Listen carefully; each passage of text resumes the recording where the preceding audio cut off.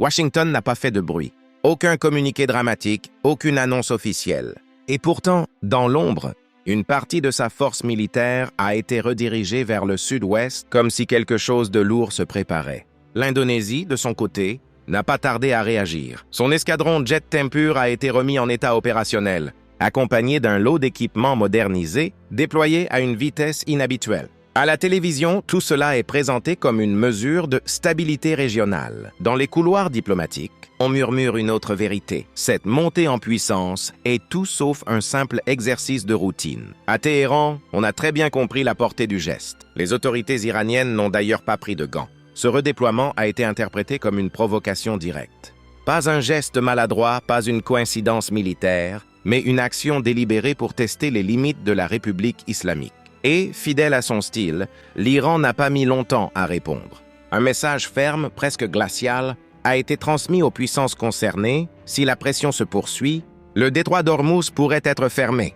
Ce détroit, long et étroit, n'est pas qu'un bras de mer. Il concentre un pourcentage essentiel du trafic pétrolier mondial, et chaque jour, des tankers transportant des millions de barils le traversent. Le bloquer, même quelques jours, suffirait à bouleverser les cours du pétrole et à créer un chaos économique impossible à contenir. Mais ce que peu de gens perçoivent, c'est que derrière ces navires se joue un affrontement invisible, celui de la domination économique, celui du contrôle énergétique, celui de l'influence mondiale. Pendant que Washington et Téhéran échangent des avertissements qui ressemblent à des menaces voilées, le monde entier se tourne vers Ormuz, devenu le point où se croisent puissances militaires, intérêts économiques et bras de fer politiques. Pour l'Iran, ce passage maritime n'est pas seulement une porte d'entrée. C'est une arme de négociation, un moyen de pression, un outil de défense stratégique. Et chaque sanction américaine, chaque déclaration hostile, réactive la même menace. Si vous continuez, nous fermerons Ormuz. Si cette phrase revient aussi souvent, c'est parce que l'Iran sait parfaitement ce que cela implique. Ormuz est l'un des points géopolitiques les plus sensibles de la planète. Le comparer à une artère vitale n'est même pas exagéré. C'est littéralement une veine énergétique mondiale. Si elle est obstruée, les marchés paniquent. Si les marchés paniquent, les économies vacillent. Si les économies vacillent, les alliances se tendent. Sur le terrain, l'armée iranienne augmente son activité autour de l'île de Keshm, une zone qui permet un contrôle quasi direct du détroit. Là où certains observateurs voient des manœuvres ordinaires, les spécialistes comprennent qu'il peut s'agir d'une préparation méthodique à un conflit potentiel.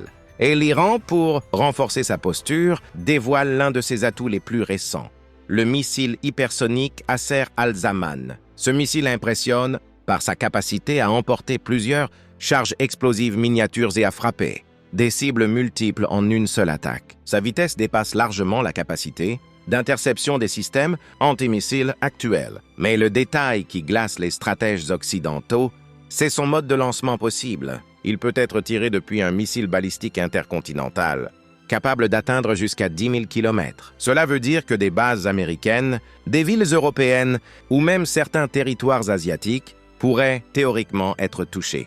Le message iranien est bien plus large que ce qu'il semble. Si vous nous attaquez, vous serez vous aussi vulnérables. À Téhéran, le Parlement discute désormais ouvertement de la fermeture du détroit. Ce n'est plus une menace brandie à chaud, mais une option étudiée comme un levier stratégique. Les conséquences d'un blocage seraient irréversibles pour l'économie mondiale, ce qui en fait l'une des armes les plus puissantes de l'Iran, même sans tirer un seul missile.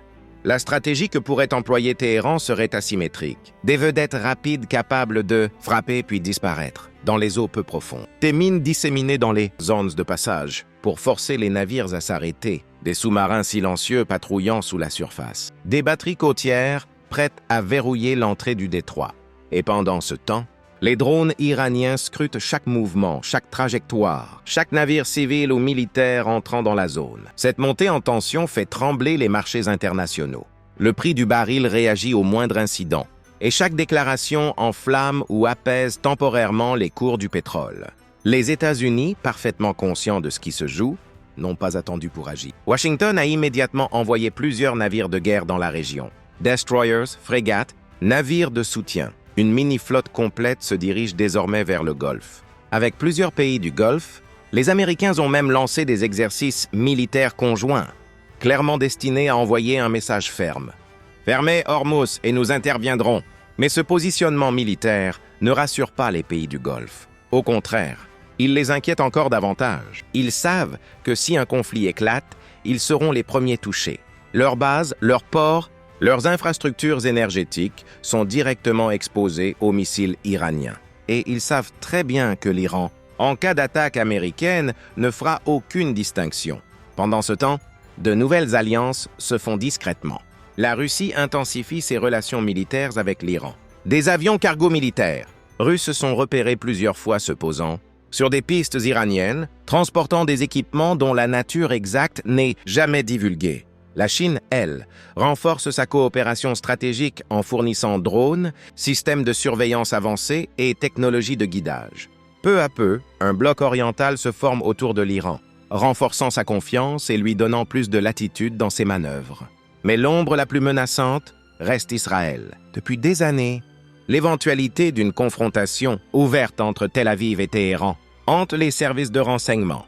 L'ancien chef du renseignement israélien avait déjà prévenu « La guerre entre Israël et l'Iran n'est qu'une question de moment. » Et aujourd'hui, ce moment semble dangereusement proche. Benjamin Netanyahou multiplie les déclarations exigeant de Washington une position plus ferme, plus claire et surtout plus radicale contre les missiles iraniens. Dans les capitales du monde entier, les réunions d'urgence s'enchaînent. Des diplomates tentent encore d'éteindre l'incendie, mais tout va trop vite. Une seule erreur, un tir mal interprété, un navire qui s'approche trop près, et tout pourrait basculer dans un embrasement incontrôlable. Les économies occidentales sont en alerte maximale. L'Union européenne, la Corée du Sud, le Japon et d'autres grandes puissances importatrices voient d'un très mauvais œil la moindre hausse du baril. Ce n'est plus une question de chiffres. C'est une menace directe sur leur croissance, leurs industries, leur population. Sur mer, les marines américaines, britanniques et françaises patrouillent de manière coordonnée. Les radars surveillent les moindres mouvements. Les avions de reconnaissance tournent au-dessus des eaux. Et en réponse, l'Iran multiplie ses exercices navals conjoints avec la Russie et la Chine, montrant que ces alliances ne sont pas seulement théoriques. Jamais depuis des décennies, le détroit d'Ormuz n'avait été aussi proche de basculer dans une crise susceptible d'entraîner le monde entier avec lui. Tant que Washington et Téhéran joueront à ce jeu dangereux de pression et de provocation, la moindre étincelle pourrait déclencher une explosion géopolitique impossible à contrôler.